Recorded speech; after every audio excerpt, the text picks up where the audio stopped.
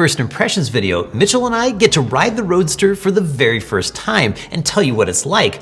All right, let's check out the specs. So the EMOVE Roadster was 3 years in the making, and in the meantime, we saw like some really different designs come through. There were little sneak peeks on the Voro Motors website, and one of them even looked a lot like a Ryan, kind of a boat-shaped design. This is more of a chunky, squared-off design that's clearly designed to hold a huge battery. So the price of the scooter is $5,795, and we've got a link down below in the description if you want to reserve one. The specs are just bonkers. It's got an 84-volt battery times 40 amp hours, which when you multiply that out is like 3,300 watt hours, a little more than that. It's the third biggest battery of any scooter we've ever tested, behind the Dualtron X Limited and the Storm Limited. In fact, the battery's 39% bigger than the Wolf King GTR, but it only weighs 4% more than the GTR because of all the carbon fiber. Peak power is over 15,500 watts, and the load capacity is the highest we've ever seen at 500 pounds. The hill climbing spec is also the highest we've ever seen. In fact, I almost wonder if this one's a typo because it says 50 degrees.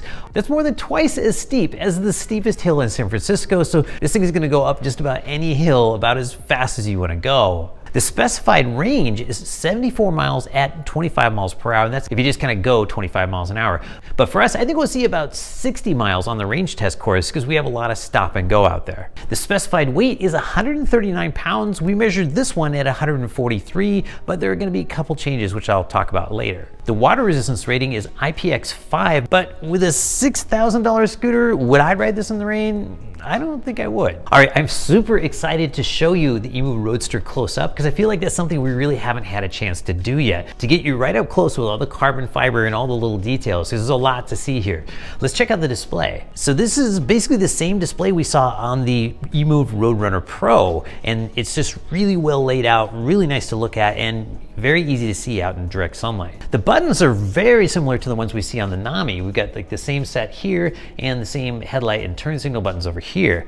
But the thumb throttle is one that I haven't seen before. It's just a nice, vertical thumb throttle, no dead zone, but it is fairly short throw, so it can get a little twitchy when you're in top gear. But probably my favorite part of the whole scooter is right here. It's just this thick, chunky carbon fiber. I mean, it's really hard to tell, but like this is like ½ inch thick, maybe 3/4 inch thick carbon fiber right here. It is absolutely solid feeling. And then the handlebars have a little bit of pullback and they come all the way through here.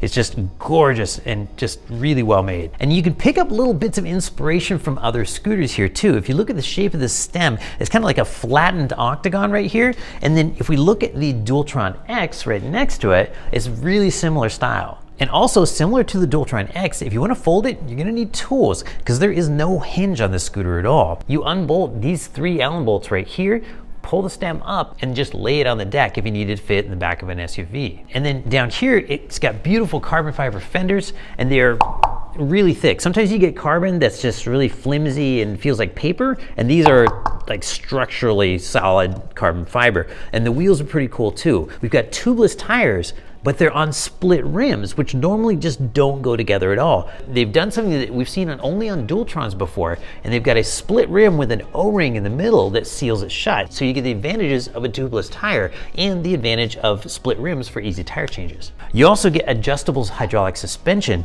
with the adjusters kind of tucked away down underneath. And then another nice feature when you have adjustable suspension is an adjustable side stand. So you can change the length here to make sure that the scooter has exactly the right amount of lean angle so it stays nice and stable when you park it.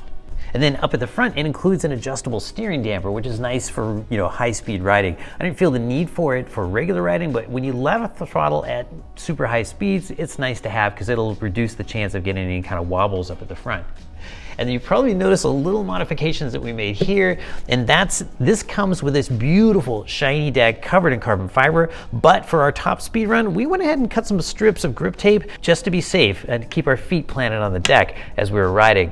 Now, it's way easier to add grip tape or kind of whatever you want to stick on here than it is to remove grip tape. So I appreciate that they sent it out bare like this, because some people are just going to want the bare carbon fiber, and then other people are going to want to set it up just the way they want it. And our EMOVE Roadster has Voro Motors branded 4-piston hydraulic brakes that look like they're made by Zoom, but we hear that the production model is going to have master cylinders and calipers made by Magura, who are the best manufacturer of brakes for scooters in the whole world. Okay, now what you've really been waiting for. Mitchell and I take our very first rides. It's crazy, but literally the first time I rode it, within the first 100 meters, I was holding the throttle wide open for half a mile. So you're also gonna get a sneak peek at the top speed run.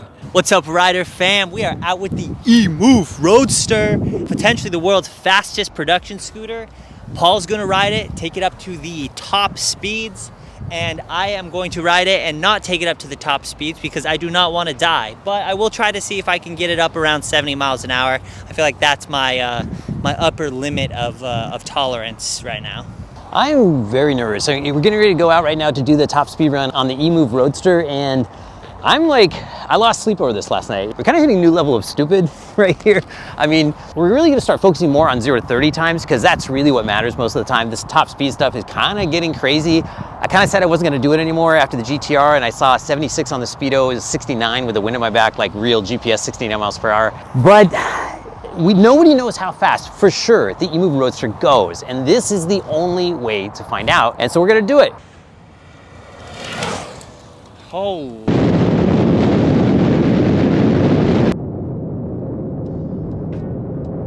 I wasn't that nervous, but now I'm nervous. How do you feel about Paul's run? It was extremely scary to see him fly by. It was like a meaty, chunky sound of him flying by, like dangerous speed sound. Oh man, that was crazy. I didn't hold back. It felt good, so I just went for it. Yeah, I did the whole thing. Holy moly. I took it the whole way. I even backed up. I started further back than I usually start, and I finished as far forward as I could finish, and just did the full run. There were some blinking red lights on some emergency vehicle down there, and like, there's red lights. I'm not letting up. I'm not doing this again.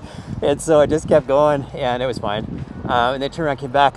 So first time I let off the throttle on the end, that's when you worry about like death wobble, right? That's if something bad's gonna happen, that's when it happens. And there's not much you can do about it at that point, because it's just time to slow down. I let off, everything was cool, going that way. Then I came this way and I let off, and you'll probably see it on the camera. There was like a bit of wiggle at the end, Okay. but nothing too crazy. I mean, for the speed I was going, this thing was actually really, really stable, so. Now that Paul's done like the legit crouched top speed run, I'm gonna be a lot more casual and measured about my approach. This is my first time on it, obviously, and so I'm just gonna see how I feel about it, and yeah, see if I'm comfortable getting up to the top speeds or not. I imagine I'll probably be good at about 60 miles an hour. That's probably plenty fast for me.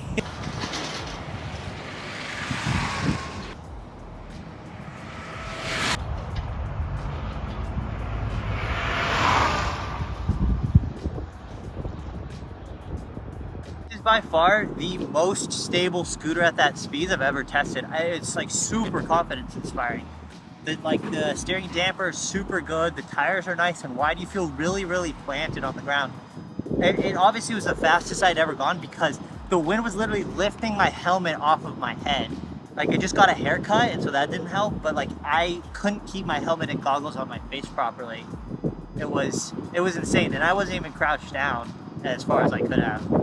Super, super impressed with the speed, and there's no reason to really ever go that speed, but if you do, this is the scooter to do it. Get subscribed to see the real top speed and all the juicy details from our testing in part 2, the full review of the EMOVE Roadster. I'm Paul from Rider Guide. If you want to reserve a Roadster, there's a link down below or at the Rider Guide website.